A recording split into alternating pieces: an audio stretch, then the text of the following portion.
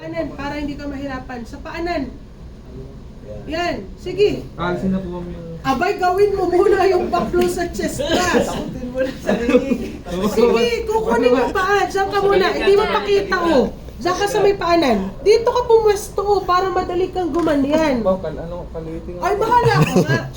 Sige. Yan. Yan. Tagilid. Hawak sa ulo. Lipat sa panga.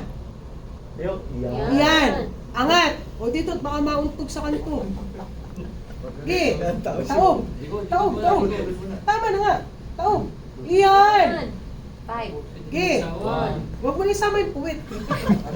Ay, dyan lang sa likod ng dibdib. 3, 4, 5. Unseen. Unseen. Sige, angat. Sandwich ulit. Lipat sa kabila. Iyan. Okay, ayos. Sige sir, ilapat mo sa ganito mo. Yan. Itutuon mo. Unseen pa rin. Hawak sa panga. Yan. Angat. Lipat sa kabila. Iyan. Matuto kay iyo rin. 4, 5. Unseen pa rin. Angat. Lipat sa kabila. Parang binabalik ko. Wala pa rin. Ay, sige. Pasa mo. Sumuka. O, sumuka. Oops. Ano yun? Iangat. Binatukan. Dahan-dahan. Dahan-dahan pa rin. Sige, go. Sumuka. Oh. Oh, sa ulo. Hindi. Sige, okay na. Sige, thank you, sir. Next. Pag ang victim ay sumuka, tingnan nyo muna yung mouth and nose, ha? Kasi baka mamaya may nakabara pa sa mouth. Ano? So, tongue, jaw, lift, tingin. Mouth and nose are clear. There's no obstruction seen. What will you do next? To rescue breath. To confirmatory breath. Breath, air goes in. Breath, air goes in. Ibig sabihin, wala nang nakabara. What will you do next? Huwag kayong tatawag ng tulong, ha? What will you do? Alin nga doon?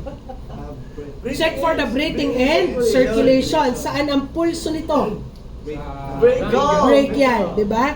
So 1, 1002, 1003, 1010. Ang victim, may pulso at may hininga na. What will you do next? Secondary assessment. First is interview. Sino yung interviewin? Ay, di yung magulang. Alangang ito talaga. Ay, walang pakialam kung bata. Sanggol yan. Ay, may guardian.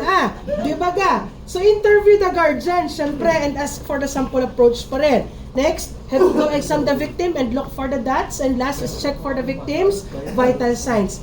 Last, while we are waiting for the help to come, put the victim on recovery position. Paano lang ang recovery position ng infant? Yan, ang tawag natin is burping position, di ba? Kapag adult or child, bata or matanda, side lying. Pero kapag ang victim ay infant, recovery position or burping position. So, ganun pa rin ang pagkuha.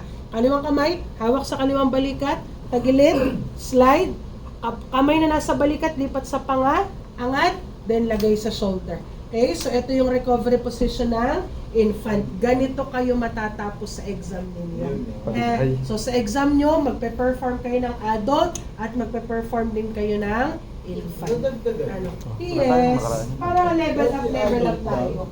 Okay? Question? Ngayon may infant na. That's so far. So yung may lola na. Okay.